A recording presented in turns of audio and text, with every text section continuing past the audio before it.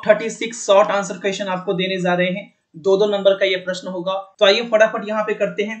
ठीक है, क्रिस्टल किसे कहते हैं, पहला क्वेश्चन है क्रिस्टल किसे कहते हैं। सभी को लिंक शेयर कर दें। वैसा ठोस पदार्थ जिसका कोई निश्चित ज्यामितीय आकृति हो तथा जिसे बराबर बराबर भागों में बांटा जा सके उसे हम क्रिस्टल कहते हैं। इतना ही लिखना है, इससे ज्यादा आपको नहीं लिखना है। ठीक है, जो यहाँ पे दिखाया जा रहा है इतना ही लिखना है। ठीक है, अब देखिए यहाँ पे इंग्लिश में इसी को क्या बोला गया है, इंग्लिश में ध्यान से देखिए। इंग्लिश में व्हाट इज क्रिस्टल, तो व्हाट इज क्रिस्टल है a solid material that has certain geometric shape and can be divided into equal part is called crystal. बस इतना लिख देना है आपको। ठीक है, चलिए अगला सवाल क्वेश्चन नंबर 2। क्वेश्चन नंबर 2 है ब्रेबिस जालकों की संख्या कितनी होती है। ठीक है, सारे के सारे टॉप 36 क्वेश्चन है। ठीक है, टॉप 36 है और ये क्वेश्चन एग्जाम में आपको पूछे जाएंगे। अब तो पेपर भी क्लियर हो गया है कि आपका केमिस्ट्री का पेपर कब है, 3 फरवरी को है ना। सबसे पहले 1 फरवरी को आपका मैथ का पेपर है। ब्रेबिस जालकों की संख्या कितनी है, ब्रेबिस जालकों की संख्या कितनी होती है, 14 होती है। ये आपको लिखना है। हाउ मेनी नंबर ऑफ ब्रेबिस, तो आपको लिखना है 14। ठीक है, चलिए अगला सवाल क्वेश्चन नंबर 3। फटाफट टॉप 36 क्वेश्चन करेंगे। क्वेश्चन नंबर 3 है डोपिंग किसे कहते हैं।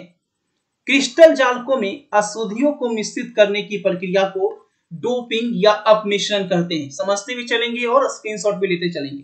ठीक है, नोटिफिकेशन नहीं आया कोई बात नहीं, टेलीग्राम में भेज दिया गया था लिंक, है ना, इसलिए कम लोग जुड़े हैं। The process of mixing impurities in crystal lattice is called doping. चलिए जो पढ़ने वाले हैं वो बने नोटिफिकेशन कहीं आ जाएंगे। चलिए क्वेश्चन नंबर 4, त्रिज्या अनुपात क्या है। ठीक है, बहुत इंपॉर्टेंट क्वेश्चन, बार बार एग्जाम में पूछा गया है और इस बार भी। ठीक है, त्रिज्या क्या है। धनायन और ऋणायन की त्रिज्याओं के अनुपात को क्या कहते हैं, त्रिज्या अनुपात या अर्धव्यास अनुपात कहते हैं। ठीक है, चलिए इसको इंग्लिश में आप लोग देख लेंगे, इंग्लिश आपके सामने है। ठीक है, अब बहुत इंपॉर्टेंट क्वेश्चन है क्वेश्चन नंबर 5। क्वेश्चन नंबर 5 बहुत बहुत इंपॉर्टेंट, ये आपका 99% चांस है कि ये आपका एग्जाम में रहेगा ही रहेगा। शॉर्टकी दोष क्या होता है। ठीक है, शॉर्टकी दोष, जब क्रिस्टल जालक से समान संख्या में धनायन और ऋणायन गायब हो जाते हैं। जब क्रिस्टल जालक से समान संख्या में धनायन और ऋणायन गायब हो जाते हैं, क्रिस्टल जालक में उत्पन्न इस दोष को शॉर्ट दोष कहते हैं और इसमें क्रिस्टल का घनत्व क्या होता है, कम हो जाता है। Question number 5। ठीक है, इतना ही आपको लिखना है, इससे ज्यादा नहीं लिखना है। इंग्लिश में देख लीजिए, what is Schottky defect, what is Schottky defect when the same number of question and answers. ठीक है, इंग्लिश में दिया गया, आपका स्क्रीनशॉट ले लीजिएगा, हिंदी में समझते आते चलेंगे। चलिए अगला इंपॉर्टेंट क्वेश्चन है फ्रेंकल दोष क्या होता है। फ्रेंकल दोष बहुत ही VVI। ठीक है, टॉप 36 का सारे के सारे क्वेश्चन बहुत इंपॉर्टेंट है। जब क्रिस्टल जालक से एक आयन अपने स्थान से गायब होकर क्रिस्टल जालक में ही फंस जाता है तो ऐसे दोष को फ्रेंकल दोष कहते हैं और इसमें क्रिस्टल का घनत्व जो है अप्रभावित रहता है। फ्रेंकल दोष किसे कहते हैं, तो याद रखिएगा, जब क्रिस्टल जालक से एक आयन अपने स्थान से गायब होकर क्रिस्टल जालक में फंस जाता है तो ऐसे दोष को फ्रेंकल दोष कहते हैं। चलिए अगला सवाल है क्वेश्चन नंबर 7। क्वेश्चन नंबर 7 है CaCl बनावट की संक्षिप्त विवरण दे। बहुत बहुत इंपॉर्टेंट क्वेश्चन। ठीक है, आज एग्जाम का डेट आया तो आज पढ़ने वाले को लगता है सदमा लग गया है। ठीक है, सीजियम क्लोराइड में क्लोराइड आयन कोने पर होता है तथा सीजियम आयन कहां होता है, केंद्र पे होता है। यही आपको लिख देना है। Give a brief description of the CaCl दिए जाए तो यही आपको लिख देना है, इससे ज्यादा नहीं लिखना है। 2 नंबर का क्वेश्चन है तो इससे ज्यादा बिल्कुल नहीं लिखना है। ठीक है, चलिए क्वेश्चन नंबर 8 बहुत इंपॉर्टेंट। ठीक है, बिल्कुल याद कर लीजिए। क्रिस्टल दोष क्या है, क्रिस्टल जालक में से किसी कण के गायब हो जाने या उसके क्रिस्टल के अंतरालीय स्थान में चले जाने से क्रिस्टल में अपूर्णता या दोष उत्पन्न हो जाता है और इसे ही क्या कहते हैं, तो क्रिस्टल दोष कहते हैं। इसे हम लोग क्या कहते हैं, क्रिस्टल दोष कहते हैं। चलिए बहुत अच्छे। 3 फरवरी को जो केमिस्ट्री का पेपर है, 3 फरवरी को जो केमिस्ट्री का पेपर होगा फाइनल एग्जाम का, ये सारे क्वेश्चन उसके लिए बहुत ज्यादा इंपॉर्टेंट है। ठीक है, ये आपका पार्ट 2 है, पार्ट 1 दिया गया था 2 दिन पहले, तो वो वाला भी देख लीजिएगा। ठीक है, इंग्लिश में दिया गया है, इंग्लिश में आप लोग देख लेंगे। क्वेश्चन नंबर 9, क्वेश्चन नंबर 9 आपकी स्क्रीन पे है। बिंदु दोष क्या है? सारे के सारे इंपॉर्टेंट हैं, सारे के सारे एक क्वेश्चन इंपॉर्टेंट है यहाँ पे। ठीक है, जी हाँ प्रियांशु कुमार। एक क्रिस्टलीय पदार्थ में एक बिंदु अथवा एक परमाणु के चारों ओर की आदर्श व्यवस्था में अनियमितताएं अथवा विचलन बिंदु दोष कहलाता है। ठीक है, ये 36 क्वेश्चन तो आपको एक दिन में याद हो जाएगा, एक दिन में याद कर लेंगे अगर याद करोगे तो। इतने इजी भाषा में लिखा गया है, इतना इजी वर्ड इसमें यूज किया गया है कि आपको बहुत आसान होगा याद करने में। अगर आप किसी बुक से याद करते हैं तो आपको याद नहीं होगा, बहुत टफ लैंग्वेज लिखा हुआ रहता है, इसलिए यहाँ पे इजी लैंग्वेज लिखा गया। ठीक है, चलिए अगला सवाल। इसीलिए मैंने क्वेश्चन सिर्फ नहीं दिया, आंसर भी दे दिया, आपको ढूंढना ना पड़े। अगर सिर्फ क्वेश्चन देता तो आपको ढूंढना पड़ता, बहुत परेशानी होती। क्वेश्चन नंबर 10 है, प्रासरणी दाब की परिभाषा लिखिए। वैसा बाहरी दाब जो अर्धपारगम्य झिल्ली से होकर विलायक के विलयन में होने वाले प्रसरण को रोकने के लिए लगाना पड़ता है, उसे ही प्रासरणी दाब कहते हैं। बस इतना लिख देना है, बस 2 नंबर आपको मिल जाएगा। एग्जामिनर भी बोलेगा जितना पूछा है उतना ही लिखा है, 100% इसे मिलना चाहिए मार्क्स। ठीक है, बहुत एग्जामिनर देखिए लिखा रहता है ना कि यथाशीघ्र अपने शब्दों में लिखें, इसीलिए इसी लैंग्वेज में लिखिएगा, बुक की लैंग्वेज में बिल्कुल नहीं लिखना है। इंग्लिश मीडियम वाले नीचे इंग्लिश में लिखा हुआ है। अगला सवाल है, आप लोग बार बार बोलते हैं सर इंग्लिश में दीजिए, इसलिए हिंदी इंग्लिश दोनों में। अगला सवाल है राउल्ट का नियम। राउल्ट का नियम आपको बताना है, राउल्ट के नियम को। ठीक है, ये आपको लिखना है राउल्ट का नियम। चलिए, वाष्प दाब के आपेक्षिक अवनमन विलय के मोल प्रभाज के बराबर होता है। राउल्ट का नियम क्या है? राउल्ट का नियम कहता है कि वाष्प दाब का आपेक्षिक अवनमन विलय के मोल प्रभाज के बराबर होता है। इंग्लिश में समझ लीजिए, the relative pressure of the vapour pressure is equal to the mole fraction of the solid. ये आपको लिख देना है, बस 2 नंबर आपको आसानी से यहाँ पे मिल जाएगा हंसते हंसते। ठीक है, चलिए एग्जाम नजदीक आ गया है। 3 फरवरी को केमिस्ट्री का पेपर है आपका, 1 फरवरी को मैथ का पेपर है, तो ना। चलिए, हेनरी का नियम बताइए। किसी द्रव में किसी गैस का विलेयता गैस के दाब के सीधा समानुपाती होता है, यही हेनरी का नियम है। ठीक है, the right Henry's law, solubility of gas in liquid is directly proportional to the pressure of the gas. Number 13, किसी तरल में अवाष्पशील विलय मिला दिया जाए तो उसके वाष्प दाब में कमी आती है, क्यों? बहुत बहुत इंपॉर्टेंट क्वेश्चन, 100% इसे याद करके जाइएगा। अगर आप ये वीडियो एग्जाम के दिन देख रहे होंगे तो इसे पूरा जरूर देख के जाइएगा एग्जाम से एक दिन पहले, अभी तो आप लोग लाइव में है ही। किसी तरल में अवाष्पशील विलय मिला दिया जाए तो उसके वाष्प दाब में क्या आती है गाइस? कमी आ जाती है, क्योंकि विलयन की सतह पर द्रव अणुओं की संख्या घट जाती है। बस देखिए कितना इजी लैंग्वेज में लिखा गया है, इतना इजी लैंग्वेज में, ताकि याद हो जाए। ठीक है, चलिए इंग्लिश वाले देख लीजिए। If vapour soluble is added to a liquid, its vapour pressure decreases why. ठीक है, अगला सवाल क्वेश्चन नंबर 14, ध्यान से देखिए क्वेश्चन नंबर 14 क्या बोल रहा है। क्वेश्चन नंबर 14, चलिए क्वेश्चन नंबर 14 बोल रहा है, अनुसंख्य गुणधर्म क्या है? विलयन का अनुसंख्य गुणधर्म वह है जो विलयन में उपस्थित विलय के कणों की संख्या पर निर्भर करता है। विलयन का अनुसंख्य गुणधर्म क्या है? तो जो विलयन में उपस्थित विलय के कणों की संख्या पे निर्भर करता है, ना कि विलय की प्रकृति पे निर्भर करता है। ठीक है ना, इसको आप लोग लिख देना एग्जाम में। इंग्लिश वाले इंग्लिश में भी लिखा हुआ है, तो इंग्लिश वाले इंग्लिश में लिख देंगे। ठीक है, चलिए अगला सवाल है क्वेश्चन नंबर 15, समुद्र जल को लवणहीन किस विधि से किया जाता है? समुद्री जल को लवणहीन किस विधि से किया जाता है?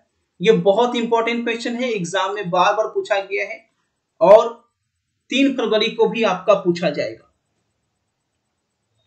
देखो समुद्री जल को क्या बोल रहा है? लवणहीन। लवणहीन का मतलब क्या?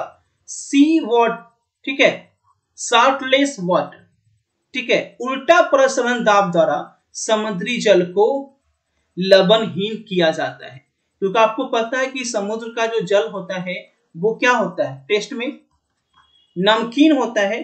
तो वो समुद्री जल को क्या करता है? इसको बोलते हैं रिवर्स ऑस्मोसिस। रिवर्स ऑस्मोसिस की एक प्रक्रिया होती है जिसके द्वारा ये पानी में से नमक को हटा दिया जाता है और उसके बाद फिर मिनरल वाटर बनाकर मार्केट में बेचा जाता है। जो हम लोग किनले का खरीदते हैं, है ना, बिस्लेरी का खरीदते हैं, ठीक है, वो सब कहाँ से पानी आता है? ये आपका समुद्री जल का ही होता है। देखते होंगे ऐड आता होगा माउंटेन। चलिए अगला सवाल है क्वेश्चन नंबर 16। हिंदी इंग्लिश दोनों याद रखिएगा। क्वेश्चन नंबर 16 है, क्वथनांक के उन्नयन से आप क्या समझते हैं? बहुत इंपॉर्टेंट क्वेश्चन। क्वथनांक के उन्नयन से क्या समझते हैं? ठीक है, इंग्लिश देख लीजिए। What do you understand by upgrading elevation of boiling point? Upgrading elevation of boiling point, ठीक है जी हाँ, रिवर्स ऑस्मोसिस, जो भी सही आंसर कर रहे हैं। शुद्ध विलायक में विलय मिला देने से विलयन के क्वथनांक में वृद्धि हो जाती है। अगर शुद्ध विलायक में अगर आप विलय मिला दिया जाए, विलायक में क्या मिलाएगा? विलय ही मिलाएगा ना। जो चीज घुलने वाला चीज है उसमें वही चीज मिलाएंगे जो घुल सके, उसी को विलय कहते हैं। मिला देने पर उसके क्वथनांक जो होगा वो क्या करेगा? इंक्रीज कर जाएगा। ये क्वथनांक जो इंक्रीज होता है उसी को बोलते हैं क्वथनांक का उन्नयन बोलते हैं, यानी क्वथनांक उसका क्या कर जाता है? हाई हो जाता है। अथवा विलयन के क्वथनांक और शुद्ध विलायक के क्वथनांक के अंतर को भी क्वथनांक उन्नयन कहते हैं, ठीक है। पहले क्वथनांक कुछ था, अब शुद्ध विलायक का क्वथनांक क्या हो गया? हाई हो गया। दोनों को घटा देंगे तो जो आएगा उसी को बोलेंगे, डिफरेंस को क्वथनांक का उन्नयन बोलेंगे। क्लियर?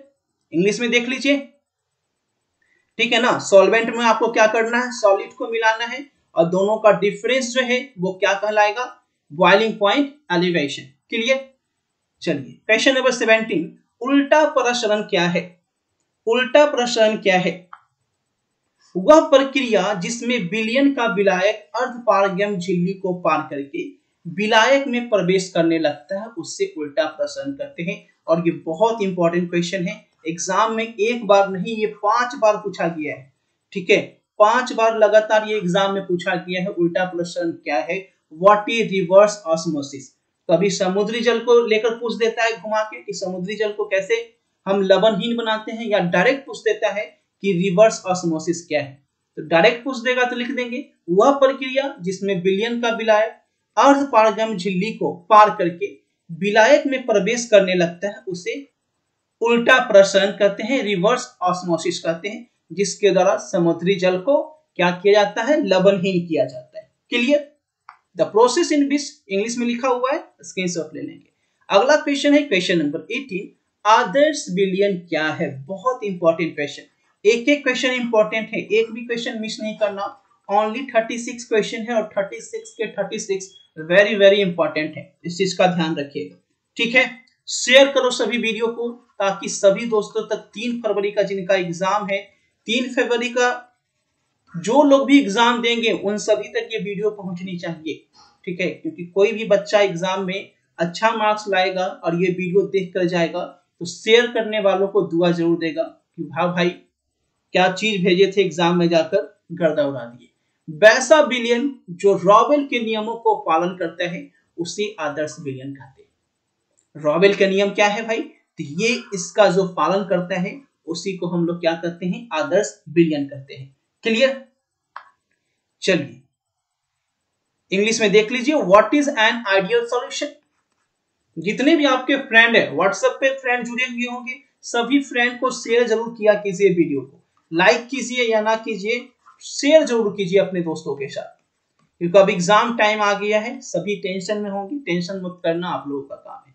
अगला सवाल है क्वेश्चन नंबर 19, जो तैयारी में अभी तक कुछ भी नहीं पढ़े हैं, तो जो आपका टॉप क्वेश्चन का सीरीज चल रहा है ऑब्जेक्टिव या सब्जेक्टिव हो, कम से कम उतना पढ़ के एग्जाम में जरूर जाए। अगर आप अभी तक कुछ नहीं पढ़े हैं तो उतना पढ़ के जरूर जाएं, ठीक है। वैसे बिलियन जो रॉवेल के नियमों को पालन नहीं करता है उसे अनादर्श बिलियन कहते हैं। वैसा बिलियन जो रॉवेल के नियमों को पालन नहीं करता है उसे क्या कहते हैं? अनादर्श। और जो पालन करता है उसको क्या कहते हैं? आदर्श कहते हैं। अभी बता दिए, एग्जाम में कुछ भी पूछ सकता है, कभी पूछ सकता है आदर्श बिलियन क्या है। तो आदर्श बिलियन क्या है तो क्या बताएं? जो रॉवेल का नियम का पालन करेगा, जो रॉवेल का नियम का पालन करेगा वो आदर्श बिलियन कहलाएगा, और जो पालन नहीं करेगा उसे क्या कहेंगे? अनादर्श बिलियन कहेंगे। क्लियर? ठीक है। चलिए, इंग्लिश में भी लिखा हुआ है इंग्लिश वाले भैया। अगला सवाल है क्वेश्चन नंबर 20।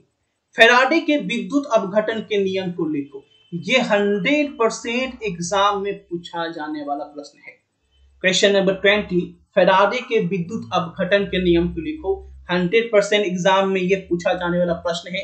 इसको एकदम रट्टा मार के जाइएगा, ठीक है ना।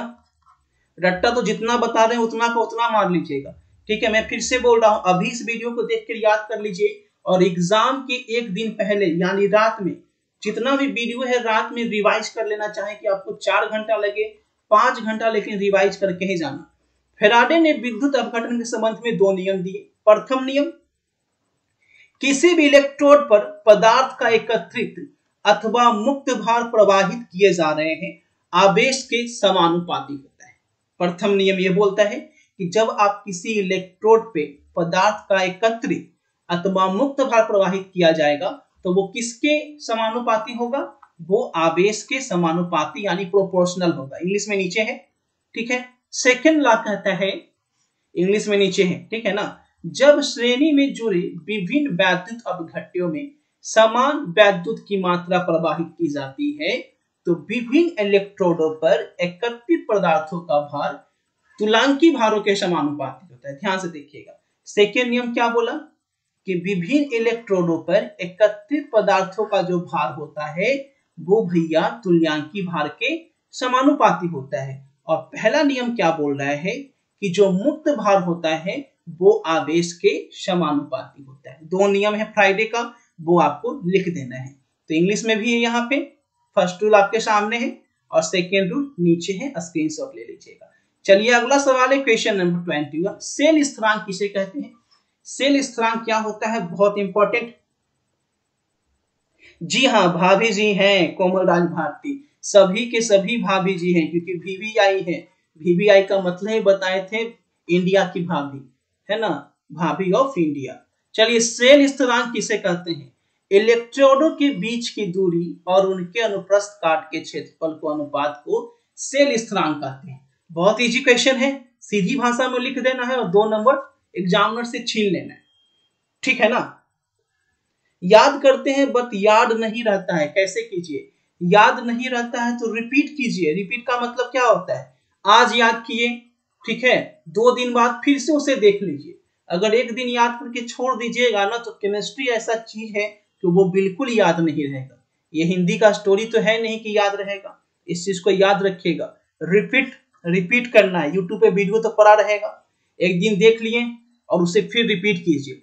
जहां भी बैठे हैं, सोए हुए हैं, एक बार वीडियो निकालिए, चलिए सोए हुए हैं, एक बार सर का वीडियो देख लेते हैं। इस तरीके से हेडफोन लगा के पढ़िए, बिल्कुल याद होगा, ठीक है। इलेक्ट्रोडों के बीच की दूरी और उनके अनुप्रस्थ काट के क्षेत्रफल के अनुपात को सेल स्थिरांक कहते हैं। क्योंकि भैया आप तो याद तो करना होगा, चाहे आप रट के याद कीजिए या गोली खा के याद कीजिए, है ना। कॉपी में लिख कर करो, वो भी अच्छा तरीका है, कॉपी में भी लिख के कर सकते हैं। इसको बार बार लिखिए, प्रैक्टिस कीजिए, है ना। What is cell constant? Hindi में दिया, इंग्लिश में है, इंग्लिश देख लीजिएगा।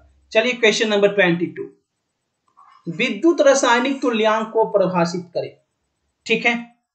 किसी वैद्युत अपघट्य में 1 एम्पियर की धारा 1 सेकेंड तक प्रवाहित करने पर पदार्थ एकत्रित भार को विद्युत रासायनिक तुल्यांक कहते हैं। अब तो पढ़ना बहुत आसान हो गया, मोबाइल है, ईयर पैड है तो कोई बात नहीं, हेडफोन तो बहुत अच्छी है। कहीं भी बैठे हुए, घर में बैठे हुए हैं, दुकान में अगर आप बैठते हैं, पापा की दुकान है, मोबाइल निकाल लिए, हेडफोन लगा लिए, मोबाइल देख रहे हैं, पढ़ रहे हैं। कॉपी पेन की जरूरत नहीं है पढ़ने के लिए। पढ़ने के लिए बस आपको बस ये दिमाग में होना चाहिए कि 100% मुझे पढ़ना है। तो पढ़ने के आज बहुत सारे माध्यम हो चुके हैं। चलिए बस याद करना है। आप बेड के रजाई में अंदर घुस के भी याद कर सकते हैं, ठीक है, बस दिल में इच्छा होनी चाहिए। अगला सवाल है, इंग्लिश में दे दिए यहाँ पे, इस चीज को समझ लीजिए कि वैद्युत अपघट्ट में अगर 1 एम्पीयर की धारा 1 सेकंड तक प्रवाहित होती रहेगी, ठीक है, तो उसके द्वारा जो पदार्थ पर भार होगा उसी को विद्युत रासायनिक तुल्यांक कहते हैं। क्लियर? चलिए क्वेश्चन नंबर 23, मानक इलेक्ट्रोड विभव किसे कहते हैं? मानक इलेक्ट्रोड विभव किसे कहते हैं? जब विलयन में धातु आयन का सांद्रण 1m तथा ताप जो है 298 केल्विन हो तो निर्धारित विभव को मानक इलेक्ट्रोड विभव कहते हैं। और ये बहुत बहुत इंपॉर्टेंट क्वेश्चन है। मानक इलेक्ट्रॉन विभव किसे कहते हैं? ये बहुत ज्यादा इंपॉर्टेंट क्वेश्चन है, ठीक है। जब विलयन में धातु आयन का सांद्रण 1m तथा ताप 298 केल्विन हो तो निर्धारित विभव को मानक जो है वो इलेक्ट्रॉन विभव कहलाता है। चलिए बहुत अच्छे, इंग्लिश में भी देख लीजिए, यहाँ पे रिपीट कीजिए, ठीक है ना। What is the standard electrode potential? ये इंग्लिश में हो गया। अगला सवाल, विशिष्ट चालकता किसे कहते हैं? विशिष्ट चालकत्व किसे कहते हैं? प्रतिरोधकता के व्युत्क्रम को विशिष्ट चालकता कहते हैं, याद रखिएगा। इसे हम कप्पा से सूचित करते हैं और इसका मात्रक ओम पर सेंटीमीटर होता है। कभी कभी इसका ऑब्जेक्टिव भी पूछ देता है कि विशिष्ट चालकत्व का एसआई मात्रक क्या होता है, ठीक है, विशिष्ट चालकत्व का एसआई मात्रक क्या होता है। बहुत अच्छे। अगला सवाल है, इंग्लिश में है, क्वेश्चन नंबर 25, मोलर चालकत्व किसे कहते हैं? मोलर चालकत्व किसे कहते हैं?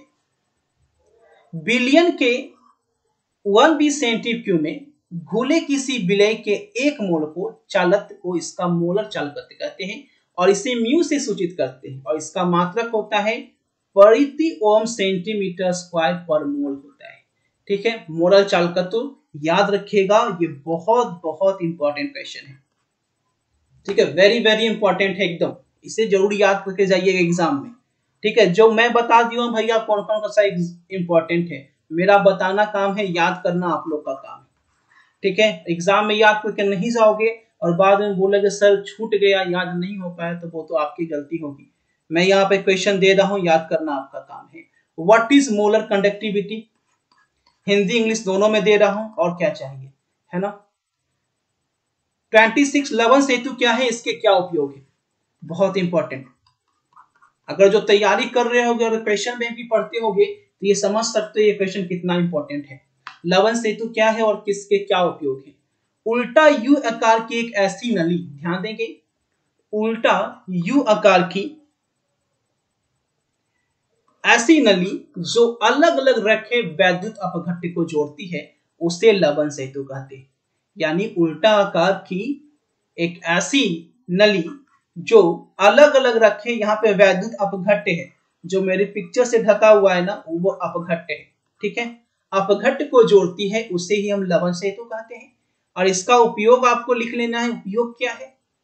इसका उपयोग है प्रत्येक अर्धसेल में आयन की कमी को पूरा करना तथा विद्युत धारा प्रवाहित करना, दोनों चीज लिख देना है, ठीक है ना। इतना लिख देना है। लवण सेतु किसे कहते हैं, फिर से यहाँ पे देख लीजिए, उल्टा यू आकार की एक ऐसी नली जो अलग अलग रखे वैद्युत अपघट्ट को जोड़ती है, उल्टा यू आकार की, ठीक है ना, और अलग अलग रखे वैद्युत अपघट्ट को क्या करती है, जोड़ देती है, उसे ही हम क्या कहते हैं, लवण सेतु कहते हैं। और इसका यूज जो होता है प्रत्येक अर्धसेल में आयन की कमी को पूरा करने में होता है, ठीक है ना। यूजेज होता है fulfil of ion deficiency in each semi and conduct electric current. English में भी दिया गया है साल्ट ब्रिज, ठीक है। कभी कभी भैया जो है हिंदी में भी ऐसे पूछ देता है कि साल्ट ब्रिज, तो याद रखिएगा इसका इंग्लिश नाम भी याद रखिएगा। कभी कभी हिंदी में ही पूछ देता है ऐसे लिख के, जैसे यहाँ पे लवण सेतु नहीं लिखकर कुछ लिख देगा साल्ट ब्रिज बताइए, तो कंफ्यूज मत होना, इसलिए हिंदी इंग्लिश टर्म याद रखिएगा, साल्ट ब्रिज क्या है और इसके उपयोग क्या है, ठीक है। अगला सवाल है क्वेश्चन नंबर 27, बहुत इंपॉर्टेंट और ये सबको पता भी होगा, बच्चा बच्चा जानता है कि अभिक्रिया की कोटि क्या होती है। अगर आप केमिस्ट्री पढ़ते हैं तो आपको जरूर पता होगा what is the order of reaction, ठीक है ना। वेग समीकरण में प्रयुक्त सांद्रण पदों के घातों को योगफल को अभिक्रिया की कोटि कहते हैं। What is the order of reaction? The sum of the powers of the concentric position used in the velocity equation is called order of reaction. ये सबको पता होगा, है ना, कि जब वेग समीकरण में प्रयुक्त सांद्रण पदों के घातों का जो योगफल होता है, जब दोनों को जोड़ देते हैं उसे ही अभिक्रिया की कोटि कहते हैं। जैसे ये x3 है और ये y4 है, दोनों को जोड़ दीजिए, ये 7 आ जाएगा, दोनों को जोड़ देंगे तो ये 7 आ जाएगा, और इसी को क्या बोलते हैं, ऑर्डर ऑफ रिएक्शन बोलते हैं। घात को जोड़ दीजिए, पावर को जोड़ दीजिए, वही हो जाएगा, ठीक है ना। चलिए अगला सवाल है क्वेश्चन नंबर 28। अभिक्रिया की अनुक्ता किसे कहते हैं? What is the molecularity of reaction, ठीक है ना। मॉलिक्यूलिटी ऑफ रिएक्शन क्या है, बहुत बहुत इंपॉर्टेंट, मॉलिक्यूलिटी ऑफ रिएक्शन क्या है। 28, किसी अभिक्रिया में भाग लेने वाले परमाणुओं या अणुओं की न्यूनतम संख्या को अभिक्रिया की अनुक्ता कहते हैं। बहुत इंपॉर्टेंट क्वेश्चन, बहुत बहुत इंपॉर्टेंट है ये। अभिक्रिया की अनुक्ता किसे कहते हैं, बिल्कुल याद रखिएगा, इस चीज को भूलना नहीं है गाइस, ठीक है ना, किसी को भूलना नहीं है। अभिक्रिया की अनुक्ता, what is molecularity of the reaction, किसी अभिक्रिया में भाग लेने वाले परमाणुओं या अणुओं की न्यूनतम संख्या को, न्यूनतम मतलब मिनिमम, कम से कम, the minimum number of atoms और molecule participating in reaction is called molarity of the reaction. और ये बहुत इंपॉर्टेंट क्वेश्चन है साइंस वाले स्टूडेंट के लिए, ठीक है। सक्रियण ऊर्जा किसे कहते हैं, ठीक है, तो सुनिए इस चीज को, मोबाइल को रख दीजिए, वीडियो को रख दीजिए, आंख बंद करके जो मैं बोल रहा हूं उसे 2-3 बार सुनिए। याद कैसे नहीं होगा गाइस, आंख अगर दुखने लगता है तो आंख को बंद कर लीजिए और वीडियो को प्ले करके हेडफोन लगा लीजिए, वीडियो चल रहा है, सुनते रहिए, रात में 2 घंटा सुनिए, आंख बंद कर लीजिए, आवाज सुनिए। याद नहीं होगा, कौन कहता है याद नहीं होगा, अरे याद करके तो देखो ना, याद क्या होगा, सब याद हो जाएगा, ये भी याद हो जाएगा कौन सा पढ़ा रहा है, बस याद करके देखो। समान अणुओं को सक्रिय जटिल में बदलने के लिए आवश्यक ऊर्जा को सक्रियण ऊर्जा कहते हैं, ठीक है। अब तो भगवान की कृपा से आप लोग इतने लकी हो कि आप लोग के टाइम में मोबाइल आ गया है, इंटरनेट आ गया, इतना सस्ता है ना। हम लोग के टाइम में तो इंटरनेट तो था, लेकिन ये 4G और 5G ये सब मोबाइल नहीं था कि जिससे हम लोग मतलब कि वीडियो देख के पढ़ाई कर सकते थे। 29, सक्रियण ऊर्जा किसे कहते हैं? समान अणुओं को सक्रिय जटिल में बदलने की ही आवश्यक ऊर्जा को सक्रिय ऊर्जा कहते हैं। इंग्लिश में देख लीजिए। क्वेश्चन नंबर 30 है, भौतिक अधिशोषण किसे कहते हैं? भौतिक अधिशोषण बहुत बहुत इंपॉर्टेंट क्वेश्चन है। भौतिक अधिशोषण किसे कहते हैं? व्हाट इज फिजिकल एब्सॉर्प्शन, ठीक है। क्वेश्चन नंबर 30 देखो यहाँ पे पढ़ा रहे हैं और आप लोग कमेंट कर रहे हो पीडीएफ दीजिए, पीडीएफ दीजिए। फोकस कहाँ है आपको? कमेंट करने पे। तो भैया फोकस रखो पढ़ाई पे, तभी याद होगा, ठीक है ना। एग्जाम में नहीं लिख देना कि पीडीएफ दीजिए। जब ठोस के पृष्ठ पर अधिशोषित अणु वान डर वाल्स, याद रखिएगा, जब भी भौतिक कभी कभी ऑब्जेक्टिव पूछ देता है कि वान डर वाल्स, ठीक है, बलों जैसे कमजोर बलों द्वारा चिपके रहते हैं तो उसे भौतिक अधिशोषण कहते हैं, फिजिकल एब्सॉर्प्शन कहते हैं। देखो एब्सॉर्प्शन का मतलब ही होता है ना एकदम सिकुड़ जाना। तो सिकुड़ेगा कैसे? जब अधिशोषण होगा, जब एब्सॉर्प्शन होगा। तो वही बोला जा रहा है कमजोर बल के द्वारा चिपके रहते हैं, ज्यादा बल के द्वारा नहीं, कमजोर बल के द्वारा। इंग्लिश में समझ लीजिए, when the adsorbed molecule on the surface of a solid stack by weak force like the van der Waals force, याद रखिएगा van der Waals force से ऑब्जेक्टिव भी पूछ देता है। फिजिकल एब्सॉर्प्शन में कौन सा बल लगता है? तो याद रखिएगा van der Waals force, it is called physical absorption, ठीक है। कभी कभी पूछ देता है कि भौतिक अधिशोषण में कौन सा बल कार्य करता है ऑब्जेक्टिव में, तो याद रखिएगा van der Waals force। अगला सवाल है रासायनिक अधिशोषण किसे कहते हैं? बहुत इंपॉर्टेंट। अभी ये क्या हुआ? फिजिकल। अभी ये क्या बताएं? फिजिकल एब्सॉर्प्शन, भौतिक अधिशोषण। और कभी कभी ये भी पूछ देता है कि रासायनिक अधिशोषण बताइए, केमिकल एब्सॉर्प्शन क्या होता है, ठीक है ना। केमिकल एब्सॉर्प्शन क्या होता है, तो देखिए यहाँ पे जब ठोस के पृष्ठ पर अधिशोषित अणु रासायनिक बॉन्ड जैसे मजबूत बलों द्वारा जुड़े रहते हैं तो रासायनिक अधिशोषण कहते हैं। ध्यान देंगे, रासायनिक अधिशोषण में मजबूत बल होता है, ठीक है, ये मजबूत बल के द्वारा जुड़े होते हैं। लेकिन जो फिजिकल एब्सॉर्प्शन होता है, ये जो फिजिकल एब्सॉर्प्शन कहाँ गया, फिजिकल एब्सॉर्प्शन जो होता है उसमें कमजोर बलों के द्वारा जुड़े होते हैं। इस चीज को याद रखिएगा, भौतिक में कमजोर और रासायनिक में मजबूत बल के द्वारा जुड़े होते हैं, ठीक है। और उसे ही हम लोग रासायनिक अधिशोषण कहते हैं और केमिकल एब्सॉर्प्शन कहते हैं। बहुत लोग ऑब्जेक्टिव में पूछ देता है जब रासायनिक अधिशोषण में कौन सा बल लगता है तो वही वॉन डेर बॉल लिख देता है, जो कि गलती हो जाएगा। याद रखिएगा, भौतिक अधिशोषण में वॉन डेर बॉल लगता है, ठीक है, जो कि कमजोर होता है। वेन केमिकल एब्सॉर्प्शन क्या है, तो देखिए when the absorbed molecule on the surface of solid are connected by a strong bond, है ना, such as chemical bond, इसमें कौन सा बॉन्ड होता है, तो केमिकल बॉन्ड, इसी को कहते हैं केमिकल एब्सॉर्प्शन, ठीक है। चलिए अगला सवाल है क्वेश्चन नंबर 32। देखिए अभी समझा रहे थे और यहाँ पे इसीलिए क्वेश्चन दे दिए कि बहुत इंपॉर्टेंट है कि दोनों में डिफरेंस बताइए कि भैया दोनों में डिफरेंस क्या होता है, भौतिक अधिशोषण और रासायनिक अधिशोषण में, ये बार बार पूछता है। सबसे पहली बात यहाँ पे अभी बताएं कि भौतिक अधिशोषण में कमजोर बल लगता है, ठीक है। सर सब्जेक्टिव कब आएगा, ये सब्जेक्टिव नहीं है तो क्या है भैया, अनु कुमारी सब्जेक्टिव ये नहीं है तो सब्जेक्टिव किसको बोलते हैं, कैसे कैसे लोग हैं, ये सब्जेक्टिव ही तो है, शॉर्ट आंसर क्वेश्चन है, शॉर्ट आंसर क्वेश्चन सब्जेक्टिव नहीं होता है, ये क्या होता है, लॉन्जेक्टिव होता है जी। सब्जेक्टिव का स्पेलिंग गलती लिखते हैं, बहुत बहुत शर्म की बात है कि सब्जेक्टिव का स्पेलिंग गलत लिख रहे हैं आप लोग। भौतिक अधिशोषण रासायनिक अधिशोषण में अंतर लिखिए। भौतिक अधिशोषण रासायनिक अधिशोषण, इसमें कमजोर बल लगते हैं जबकि इसमें मजबूत बॉन्ड लगते हैं, ठीक है। आगे क्या है, यह उत्क्रमणीय होता है जबकि यह अनुत्क्रमणीय होता है। याद है, बहुत अच्छी बात है, ठीक है। यह बहुआण्विक स्तर बनाता है जबकि यह आणविक स्तर बनाता है, ठीक है। दाब बढ़ाने पर अधिशोषण वृद्धि का वेग बढ़ जाता है जबकि दाब बढ़ाने पर रासायनिक अवशोषण में वेग जो है वो कम होने लगता है, ठीक है ना। चलिए अगला सवाल है क्वेश्चन नंबर 33। क्वेश्चन नंबर 33 है लायोफोबिक सॉल और लायोफिलिक सॉल में अंतर बताइए। लायोफोबिक सॉल और लायोफिलिक सॉल में क्या अंतर है, तो लायोफोबिक सॉल और लायोफिलिक सॉल में निम्नलिखित अंतर है, ठीक है। डिफरेंस वाला बिल्कुल याद रखिएगा, ठीक है ना।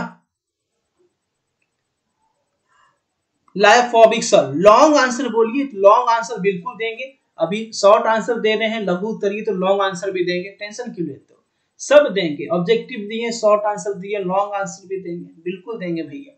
इसका स्कंदन अनुत्क्रमणीय होता है जबकि इसका अंदन जो है वो उत्क्रमणीय होता है, ठीक है ना। आगे देखिए, ये अल्ट्रा माइक्रोस्कोपिक द्वारा आसानी से देखे जाते हैं जबकि लायोफिलिक सेल जो है वो अल्ट्रा माइक्रोस्कोपिक द्वारा आसानी से नहीं देखे जा सकते हैं। क्लियर। आगे बोला गया है इसकी सायनता प्राय प्राचीक माध्यम के बराबर होती है। आप लोग जो होशियार है वो स्क्रीनशॉट भी ले सकता है, जितना पीडीएफ बोल रहा है, जो होशियार है वो स्क्रीनशॉट ले सकते हैं, जबकि इसकी सायनता परीक्षण माध्यम से बहुत अधिक होते हैं। ये टिंडल प्रभाव दिखाते हैं जबकि ये टिंडल प्रभाव नहीं दिखाते हैं। ये अस्थाई होते हैं और ये स्वतः अस्थाई होते हैं, ये आपका डिफरेंस है। चलिए अब देखिए क्वेश्चन नंबर 34 है टिंडल प्रभाव क्या है, बहुत बहुत इंपॉर्टेंट, ठीक है। टिंडल प्रभाव क्या है, ठीक है, ये क्वेश्चन बिल्कुल याद करके जाना, बहुत बड़ा एग्जाम में पूछा है व्हाट इज टिंडल इफेक्ट, टिंडल प्रभाव क्या है, ठीक है ना, ये क्वेश्चन कोई छोड़ेगा नहीं। जब किसी प्रकाश पुंज को कोलाइडी विलयन से होकर गुजारते हैं तो उसे कोलाइडी विलयन के कण प्रकाश का प्रकीर्णन करते हैं और इसी घटना को टिंडल प्रभाव कहते हैं। ध्यान से देखिए, जब किसी प्रकाश पुंज को आप कोलाइडी विलयन से होकर गुजारिएगा तो क्या होगा, कोलाइडी विलयन के कण प्रकाश का प्रकीर्णन करते हैं। प्रकीर्णन समझाए थे, प्रकाश का प्रकीर्णन क्या होता है पढ़ाए हुए है ना, तो इस घटना को क्या कहते हैं, टिंडल प्रभाव कहते हैं। इतना लिख देना है आपको। What is Tyndall effect? When a light beam passes through colloidal solution, the particle of colloidal solution, a scatter light. प्रकीर्णन में क्या होता है? लाइट छितराने लगता है। लाइट क्या होता है? छितराने लगता है। और इसी फेनोमेना को क्या बोलते हैं? टिंडल इफेक्ट कहते हैं। चलिए क्वेश्चन नंबर 35 है, ब्राउनी गति क्या है? What is brownie movement? Brownie गति क्या है? ठीक है, कोलाइडी बिलियन के कण लगातार टेढ़े मेढ़े पथ पर गति करते रहते हैं, इसी गति को ब्राउनी गति कहते हैं। देखो एक भैया पूछ रहे हैं कोई फ्री फायर खेलते हो क्या? भैया एग्जाम में भी कमेंट में आके पूछते हैं कि फ्री फायर कौन कौन खेलता है। धन्य हो महाप्रभु, आपके मम्मी पापी को मेरा प्रणाम। एग्जाम के दिन बेटा क्लास में आके पूछ रहा है कि फ्री फायर कौन कौन खेलता है। धन्य है आपके मम्मी पापा और आपको भी मेरा प्रणाम। ब्राउनी गति किसे कहते हैं? बहुत बहुत तरक्की करेगा ऐसा ऐसा बेटा सब। कोलाइडी बिलियन के कण लगातार टेढ़े मेढ़े पथ पर गति करते रहते हैं और इसी गति को ब्राउनी करते करते हैं। एकदम बाप को बेचिए देगा ना, माँ बाप के बेच देगा, बुरा ही देगा, एकदम सोच लिया है, बेवकूफ कहेगा। What is brown movement? अपना बोलो तो एगो मोबाइल खरीद के जानो तो समझेगा कि पैसा कमाने में कितना मेहनत लगता है। एग्जाम के टाइम में गेम खेलेगा, कहीं ऐसा ना पड़े कि बाप के तिलक देके शादी करना पड़ जाए, लड़की के तिलक देने पड़े। द पार्टिकल ऑफ, चलिए हो गया क्वेश्चन नंबर 36। गरीब का बच्चा भी 20 दिन में पढ़कर 90% मार्क्स ला सकता है। इससे बाहर आपके कोई भी क्वेश्चंस नहीं रहेंगे। अगर आप साइंस के स्टूडेंट हैं तो ऑल सब्जेक्ट आपको 1000 में दिया जा रहा है। आर्ट्स का ऑल सब्जेक्ट केवल 500 रुपये में और कॉमर्स का ऑल सब्जेक्ट केवल 700 रुपये में। यानी गरीब से गरीब भी अब यहाँ पे 20 दिन में पढ़कर 90% से एवं मार्क्स ला सकते हैं। पेमेंट करने के लिए देखिए आपको करना क्या है। पेमेंट करने के लिए आपको दिए गए 9504510500 पे, इस नंबर पे फोन पे के माध्यम से ये पैसे पेमेंट करने हैं। पेमेंट के बाद व्हाट्सएप नंबर पे आपको सेंड करना है इसका स्क्रीनशॉट और तुरंत आपको पीडीएफ मिल जाएगा और इसे एकदम जो है रगड़ कर याद कर लेना है। इससे बाहर कुछ नहीं आएगा। ऑफर सिर्फ कुछ दिनों में है और आपको बता दें कि इस ऑफर के अंतर्गत अगर आप लेते हैं तो इससे बाहर आपके एग्जाम में कुछ तो आता ही नहीं है और केवल 15 दिन में आप इसे अच्छे से याद कर सकते हैं, रगड़ कर याद कर सकते हैं। यानी 15 दिन भी बचा हुआ है तो इसका फायदा आप उठा लें फटाफट तरीके से, क्योंकि एग्जाम है, ये आपके कैरियर का सवाल है और आपका यहाँ पे अगर सारे क्वेश्चन आप लगा लेते हैं तो 90% मार्क्स जो है आसानी से आ जाएगा। हर बच्चा यहाँ पे ला सकता है। अगर वो कुछ भी नहीं पढ़ा है, कोई भी टेंशन में है, तो आप इस कोर्स को ले सकते हैं। सीधे आपके मोबाइल में जाएगा और आपको एक एक क्वेश्चन देख लेना है और इससे बाहर आपका कुछ नहीं आएगा। बहुत बड़ा मौका है। ये मौका सिर्फ कुछ दिन के लिए निकाला गया है ताकि हर गरीब बच्चे भी इसका फायदा उठा सकें। आर्ट्स वाले का 500 है और कॉमर्स वाले का 700 और साइंस वाले का ऑल सब्जेक्ट यहाँ पे 1000 में दिया जा रहा है। तो बहुत जबरदस्त मौका है, बिल्कुल फायदा उठाएं और फाइनल परीक्षा में जाके एकदम धमाल मचा दें। फटाफट शेयर करें वीडियो। एंजाइम क्या है? एंजाइम क्या है? एंजाइम प्रोटीन के जटिल अणु है जो जीवित कोशिकाओं में होने वाले जैव रासायनिक अभिक्रियाओं के लिए उत्प्रेरक का कार्य करते हैं। ठीक है, एंजाइम क्या है? एंजाइम प्रोटीन के जटिल अणु है जो जीवित कोशिकाओं में होने वाले जैव रासायनिक अभिक्रियाओं के लिए उत्प्रेरक का कार्य करते हैं। उत्प्रेरक का मतलब क्या होता है? कैटलिस्ट बताए थे। उत्प्रेरक जो है अभिक्रिया को घटा भी सकता है और बढ़ा भी सकता है। ऑब्जेक्टिव क्लास में बताए थे कि कैटलिस्ट जो है वो अभिक्रिया को बढ़ा भी सकता है और घटा भी सकता है ना। What is enzyme? Enzyme are complex molecule proteins that act as catalyst for biochemical reaction that occur in living cell। ठीक है,